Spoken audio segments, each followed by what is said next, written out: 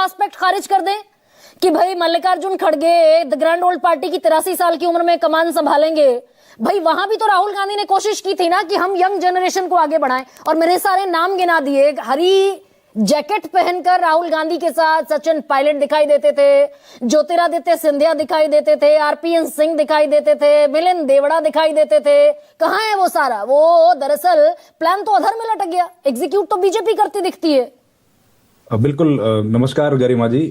देखिए, ये बहुत सही बात है आपकी कि जब अध्यक्ष बनाने का या कम से कम निर्विवाद अध्यक्ष बनाने का समय आता है तो कांग्रेस ने हर बार कोशिश की है कि या तो गांधी परिवार से लेके आए या फिर कोई उम्रदराज नेता हो जिस पर ज्यादा विवाद ना हो, चाहे वो प्रदेशों में भी हमने देखा है और राष्ट्रीय स्तर पर भी देखा है। लेकिन नितिन नवीन को बनाना वाकई में एक अच्छा स्टेप है, युवा है। और देखिए, प्रधानमंत्री और अगर ये राष्ट्रीय अध्यक्ष बनते हैं, मतलब बन ही जाएंगे, मुझे लगता है यही तरीका है बीजेपी का। तो 30 बरस का अंतर है देखिए दोनों नेताओं में। जो हेल्म ऑफ अफेयर्स पे है पार्टी में और सरकार में, 30 बरस का अंतर है, यानी कि 2 पीढ़ियां एक साथ चलेंगी। और आने वाले वक्त में भी किस तरह की पॉलिटिक्स बीजेपी करेगी उसको भी साधने वाली चीज है। और नितिन नवीन के बारे में अभी तक जो बातें देखिए सतीश जी ने भी बताई, और ये भी बात बहुत अचंभे की थी उस वक्त पे जब इनको पार्टी ने छत्तीसगढ़ में चुनाव प्रभारी बनाया था। बहुत कम उम्र है, युवा मोर्चा में अनुराग ठाकुर के साथ लंबे समय काम किया इन्होंने। लेकिन जब इनको सीधे प्रभारी बना दिया छत्तीसगढ़ जैसे प्रदेश का, जिसमें पार्टी के जीतने की संभावना नहीं थी, वहां से चुनाव जीतने के बाद आना, इसका मतलब है कि पार्टी की नजर में पहले से ये बात थी कि इनको कुछ ना कुछ बड़ी जिम्मेदारी देनी है। और इनको, क्योंकि बाकी तो हमने देखा कि सारे वही लोगों को पार्टी ने जो है प्रभारी बनाया था जो पहले से ही राष्ट्रीय नेता थे। एक सेकंड रविंद्र, इसको थोड़ा अंडरलाइन और करना चाहती हूं मैं, और आप इसकी क्लैरिटी मुझे दीजिए कि भाई बड़ी जिम्मेदारी तो दे दी, कार्यकारी अध्यक्ष तो बना दिया, हो सकता है पूर्णकालिक अध्यक्ष भी बन जाए जैसा जेपी नड्डा के मामले में हुआ, लेकिन फैसला तो हाईकमान लेंगे ना भाई। जेपी नड्डा थोड़ी फैसला ले रहे थे, फैसला तो मोदी अमित शाह ले रहे थे। फैसला तो इस बड़ी जिम्मेदारी की, बिल्कुल भाई, इस बड़ी जिम्मेदारी की अंडर द टेबल या बिहाइंड द कर्टन रियलिटी क्या है? बिल्कुल ये सही बात है आपकी कि फैसला 2 ही लोगों को लेना है और उन्होंने ले लिया था। और इसमें देखिए एक बात स्पष्ट ये भी है कि आरएसएस को भी इसमें एक किस्म से बर्फ में लगा दिया है।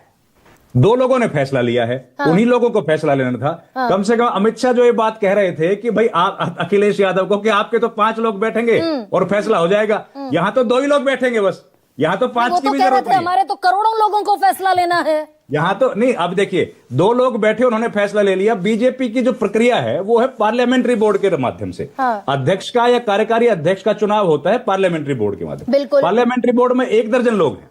अब उनमें से अमित शाह तो आज थे पोर्ट ब्लेयर में मोहन भागवत के साथ, और बाकी लोग भी दिल्ली में थे, या कम से कम पत्रकारों को तो कोई जानकारी नहीं आई कि भाई पार्लियामेंट्री बोर्ड की बैठक होने वाली है। अगर हुई हो वर्चुअली या फिर किसी से फोन पे बातचीत कर ली हो तो उसकी इंफॉर्मेशन नहीं आई है। तो पार्लियामेंट्री बोर्ड की बैठक नहीं हुई है तो किन लोगों ने यह तय किया ये फैसला? इसका मतलब तो या तो पहले कोई बैठक हो गई हो, लेकिन पहले तो ऐसा होता था कि आमतौर पर मीडिया को जानकारी दी जाती थी कि पार्लियामेंट्री बोर्ड की आज बैठक होगी, क्योंकि पार्लियामेंट्री बोर्ड बड़ी चीज है, कोई सामान्य घटना नहीं है उसकी बैठक होना। उसकी बैठक हो, उसमें इतना बड़ा फैसला लिया जाए, मीडिया को नहीं बताया गया, जरूरत नहीं है मीडिया को बताने की, लेकिन पता लग जाता है कभी कभार। लेकिन बैठक अगर हुई होती तो मालूम पड़ता। लेकिन यह बैठक कैसे हुई है और यह फैसला कैसे किया गया, इस बात से कम यह तो साबित होता है कि डेमोक्रेटिक सेटअप तो पार्टी के भीतर नहीं दिख रहा। ये जो 2 लोगों ने जो तय किया है उसके बाद ये सूचना दे दी गई है, तो और उसी के आधार पर चलना। यानी रविंद्र जो आप कह रहे हैं कि भाई बीजेपी ने बड़ी कुर्सी पर बैठा दिया नितिन नबीन को, तो यहां से तो आगे की लकीर वैसी दिखती है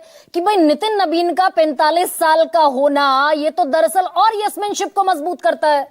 बिल्कुल मजबूत करता है। और देखिए इसीलिए नितिन नवीन को चुना गया। ये बात सही है, सौम्य है, सरल है, और युवा मोर्चा में रहे तो देश भर में उनके जानकार कार्यकर्ता हैं, उनकी उस तरीके से युवा मोर्चा के लोगों के साथ उनकी छवि अच्छी है। लेकिन हमने जो बात की कि भाई इनकी उम्र 45 है और प्रधानमंत्री की 75 है, लेकिन ये उन दोनों के बीच में जिसकी उम्र है ये उनको असिस्ट करने के लिए है बेसिकली। आज भी देखिए नड्डा साहब बेशक अध्यक्ष हैं, लेकिन पार्टी पर पूरा कंट्रोल, पार्टी के फैसले कौन लेता है? अमित शाह लेते हैं। आज भी किसको क्या बनाना है वो तय अमित शाह ही करते हैं। अच्छा, तो यही काम आगे चलता रहेगा। तो इन दोनों के बीच में जो है उनके लिए। हाँ, एक सेकंड रविंद्र, सतीश जी को जाना है इसलिए एक सवाल और पूछ लेती हूं मैं। सतीश जी, ये जो कांग्रेस पर आरोप लगता है भाई कांग्रेस हाईकमान एक भूत की तरह है, मल्लिकार्जुन खड़गे भी विवादों में आ जाते हैं ये कहकर कि आला कमान के हाथ में, ये कोई कह ही नहीं सकता कि आला कमान के मन में क्या चल रहा है। इसी पर सबसे ज्यादा घेरी जाती है कांग्रेस पार्टी।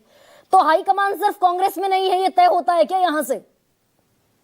देखिए, कांग्रेस पार्टी एक बहुत डिफेंसिव पार्टी है ना। उनके ऊपर चार बातें कह दो, वो फिर वो बचाव करने में आ जाते हैं।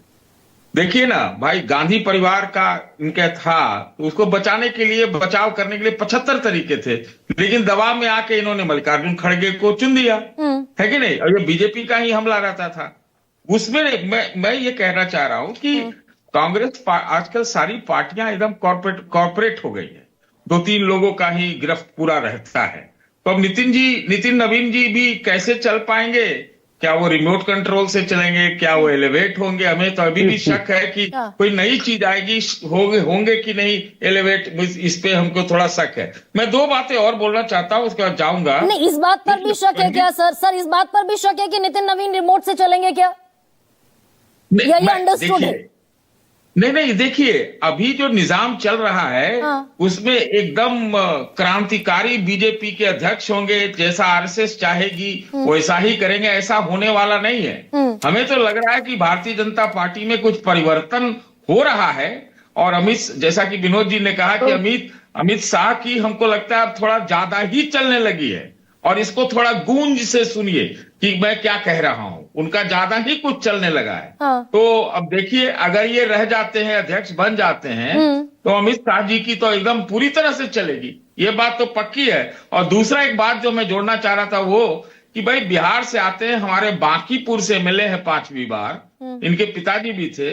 मैं आप उनको अभी फोन करिए, अभी उठा लेंगे। वो ऐसे व्यक्ति, वो सब तो अलग चीज है। लेकिन क्या इस काम से करके, इस काम को करके, इनको आगे बढ़ा के बिहार में भी कोई भारतीय जनता पार्टी का जो आला कमान है वो कोई संदेश दे रही है क्या? आगे के शतरंज की बिसात पर कोई एक मोहरा चला गया है क्या?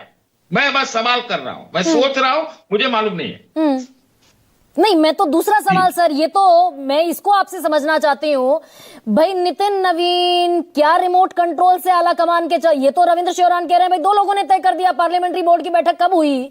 महासचिव अरुण सिंह ने जो आज प्रेस रिलीज जारी किया उसमें बाकायदा लिखा पार्लियामेंट बोर्ड की बैठक में फैसला हुआ और यह फैसला तुरंत प्रभाव से लागू होता है।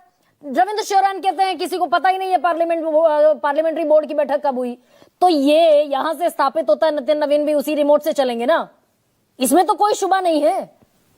मैंने तो कह दिया आपसे ना कि एकदम क्रांतिकारी अध्यक्ष होंगे, जैसा आरएसएस वाले चाहते होंगे वैसा तो नहीं। ये हो सकता है कि आरएसएस की भी बात सुने, लेकिन किसकी ज्यादा बात सुनेंगे, इनको सुनना तो है। तो अपर हैंड भाई, वो जो गांठ में शुरू से कह रही थी कि गांठ अटकी हुई थी कि आरएसएस चाहता है मेरा आदमी हो, तो ये आदमी किसके हैं नितिन नवीन? मतलब आरएसएस का स्टेक इसमें नहीं है ना, ये कह रहे हैं। देखिए, अमित शाह जी भी कुछ कह रहे थे। हमें सुनिए ना, अमित शाह की कोई बात उठा नहीं सकता, हमको नहीं लगता है। अच्छा, और अब तो सरसंघचालक के मंच पे भी नजर आने लगे। अच्छा ठीक है, समी चौगांवकर सर।